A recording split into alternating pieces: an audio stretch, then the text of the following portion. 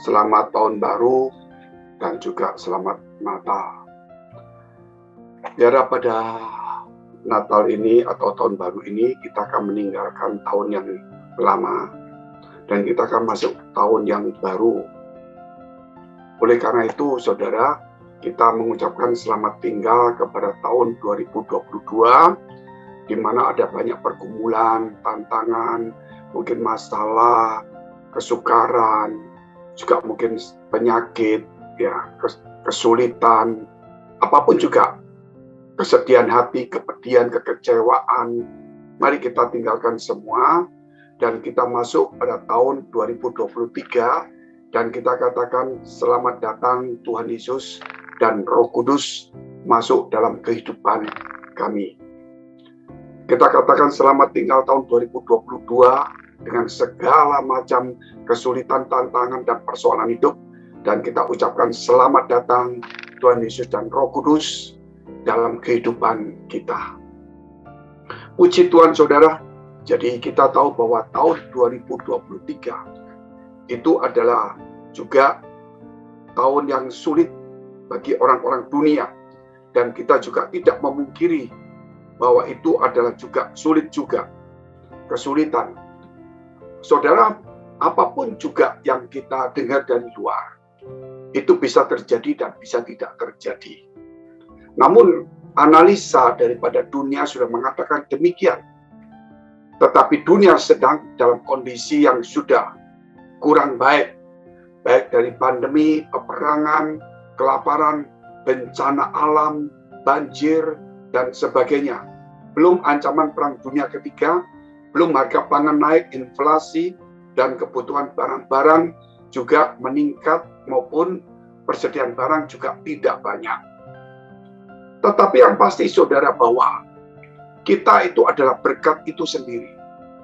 Jangan sampai kita lupa bahwa diri kita ini adalah berkat, sehingga kita sedih melihat berkat dunia yang bukan berkat sejati, di mana dia akan mengikuti kita. Bukan kita yang mengejar berkat dunia, tapi berkat dunia yang mengejar berkat sejati, berkat rohani, yaitu diri kita. Kita tahu bahwa Tuhan Yesus itu memberikan kepada kita berkat yang luar biasa, yaitu dirinya untuk kita semua, kasihnya, penyertaannya, dan Roh Kudus dalam hidup kita. Demikian Allah juga memberkati kita melalui Yesus Kristus yang diberikan kepada kita. Itulah berkat rohani terbesar. Bahkan seluruh surga diberikan kepada kita melalui Yesus dan Roh Kudus dan firman-Nya. Sebab itu saudara, kita tidak lagi berandai-andai menjadi kanak-kanak rohani, tapi kita harus menghargai dan hidup bersama dengan Yesus Kristus, kembali kepada ajaran Yesus. Dengan karakter Kristus, misi, dan menjadi murid Yesus, serta juga kita punya kasih yang dibagikan kepada banyak orang. Sebab hidup kita ini adalah hasil dari kasih Allah itu sendiri kepada kita. Karena begitu besar kasih Allah kepada dunia, sehingga diberikan Yesus. Karena begitu besar kasih Yesus kepada kita, sehingga dia rela mati di kayu salib dan memberikan Roh Kudus pada kita. Sehingga kita dari orang dunia menjadi anak-anak Allah. Itu karena proses kasih. Kita lahir dari kasih. Sehingga kasih itu sudah ada dalam diri kita. Ada benih kasih pada kita. Sehingga, saudara, yang dewasa rohani tidak perlu lagi kita berbicara belajar mengasihi. Tetapi memulai mengasihi. Bagi kanak-kanak rohani, belajar mengasihi. Bagi dewasa rohani, mulailah mengasihi, mengampuni, melayani, mendoakan, dan membagikan diri kita, berkorban, saudara, untuk Tuhan. Karena kita tidak bisa membalas budi Tuhan, kita hanya bisa, saudara, mengucapkan, memberikan hidup kita sebagai rasa terima kasih. Sebagai orang percaya dan orang yang berbudi luhur, jangan sampai kita lupa berterima kasih dan balas budi. Karena dunia sudah berubah. Tidak tahu rasa berterima kasih, tidak tahu balas budi, tidak mengasihi. saudara, menjadi hamba uang. Itu kata Petrus, dikatakan bahwa itulah kondisi manusia akhir zaman di dalam kitabnya, yaitu dikatakan kitab Timotius. Nah, Petrus mengatakan berbeda, saudara. Petrus mengatakan bahwa Tuhan akan datang sehingga kita harus suci dan salehnya untuk menyambut dan mempercepat kedatangan Tuhan. Itu kata surat Petrus. Kalau tadi dikatakan mengenai kita harus tahu berterima kasih, balas budi, itu kata Paulus melalui surat Timotius. Sebab itu mari kita lihat firman Tuhan dalam Lukas 2 ayat 25 sampai 34. Adalah di Yerusalem seorang bernama Simeon. Ia seorang yang benar dan saleh yang menantikan penghiburan bagi Israel. Roh Kudus ada di atasnya.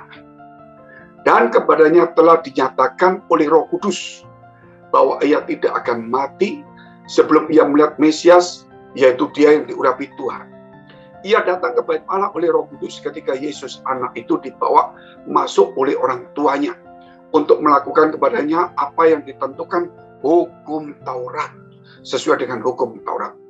Ia menyambut anak itu dan menatangnya sambil memuji Allah, katanya, sekarang Tuhan, biarkanlah hamba-Mu ini pergi dalam damai sejahtera sesuai dengan firman-Mu. Sebab mataku telah melihat keselamatan yang daripadamu, yang telah Engkau sediakan di hadapan segala bangsa, yaitu terang yang menjadi pernyataan bagi bangsa lain dan menjadi kemuliaan bagi umat-Mu Israel. Dan bapak serta ibunya amat heran akan segala yang dikatakan tentang dia, yaitu Yesus. Di sini kita melihat orang yang saleh. Ada Roh Kudus. Orang yang punya Roh Kudus, hidupnya disebut juga orang saleh. Bukan hanya berbuat baik, tapi kesalehan itu, saudara, adalah sifat tabiat yang lebih dan menghasilkan kebaikan. Orang baik belum tentu punya sifat saleh. Mungkin karena terpaksa, karena belas kasihan, mungkin karena punya motivasi-motivasi palsu. Dan Roh Kudus kita tahu peranannya begitu besar. Dan keselamatan diberikan kepada kita. Itulah berkat yang terbesar yang Tuhan Allah berikan kepada kita di dalam Yesus Kristus. Sebab itu, saudara, kalau kita melihat bahwa berkat itu apa sebenarnya, yaitu Yesus dan Roh Kudus dan firman, itulah berkat itu sendiri dalam hidup kita. Jangan sampai, saudara, kita menukarkan berkat surgawi ini dengan berkat jasmani yang tidak berguna, yang tidak kekal, yang menyusahkan hati, yang tidak bisa membuat kita bahagia, dan kerap kali menjadi pedih hati. Kita lihat dulu firman Tuhan dalam Kisah Rasul 3 ayat 26. Dan bagi kamulah pertama-tama Allah membangkitkan hamba-Nya dan mengutusnya kepadamu, yaitu Yesus Kristus, supaya Ia memberkati kamu dengan memimpin kamu masing-masing kembali dari segala kejahatanmu. Jadi berkat rohani itu adalah, saudara, kita sudah bicara tentang Tuhan, Roh Kudus dan firman, adalah diri kita sendiri. Sehingga kita ini meninggalkan segala kejahatan karena kita dipimpin oleh Roh Tuhan, oleh firman-Nya. Itulah berkat. Ketika kita, saudara, meninggalkan kejahatan dan melakukan kebaikan, menjadi orang saleh, maka berkat itu, saudara, menjadi berkat bagi banyak orang. Sebagai renungan, saudara, kalau kita mengatakan bahwa berkat dunia, harta dunia itu adalah berkat sesungguhnya yang kita kejar, sehingga kita mengabaikan diri kita yang adalah berkat sesungguhnya, Yesus, Roh Kudus, dan firman, berkat sejati dari Tuhan, yaitu dari surga, kita abaikan, maka kita menjadi budak, kita menjadi hamba uang, kita akan menipu, berbuat jahat, dan membenarkan diri, menyuap, dan sebagainya. Kita bandingkan saja, saudara, kalau kita punya harta banyak, sebagaimana Yesus katakan, apa artinya harta dunia kamu miliki, jikalau jiwamu binasa?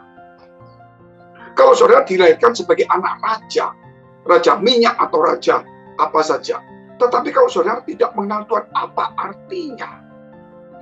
Mungkin kita akan berbicara, kalau kita hari ini dapat berkat besar, tapi kita kena sakit yang menyakitkan, yang tidak sembuh, yang membuat kita mungkin seperti koma, mungkin kita tidak sadarkan diri, kita bertahun-tahun di rumah sakit, biaya besar, apa artinya?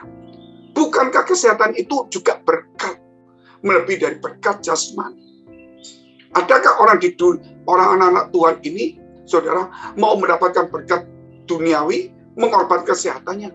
Adakah orang-orang yang berpikiran, aku mau terima kekayaan, walaupun aku harus menerima juga penyakit berat? Bayangkan, saudara, ini satu ilustrasi saja. Ada seorang kaya naik mobil Rolls Royce, mewah sekali. Kemudian ketika dia berhenti di restoran, dia suruh supirnya beli makanan dan mewah sekali.